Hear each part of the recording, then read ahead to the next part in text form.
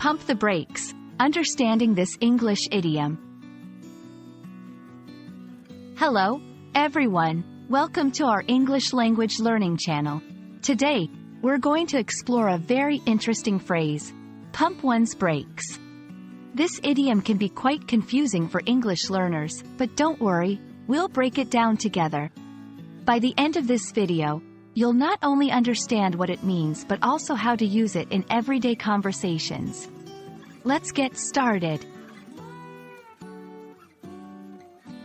In this section, we'll delve into the origin of the phrase, pump one's brakes, and its literal meaning.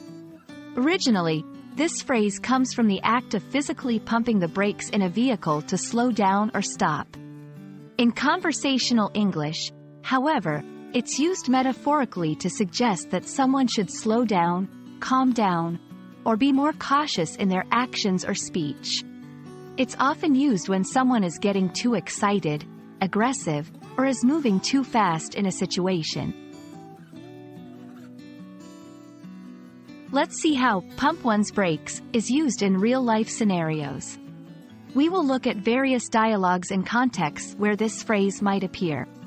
For instance, in a heated debate, a friend might say, "Hey, pump your brakes." Let's discuss this calmly.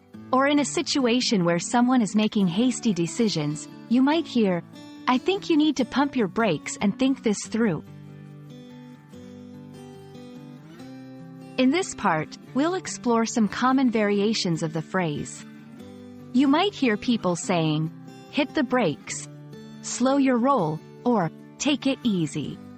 All these variations convey a similar message of slowing down or being more cautious.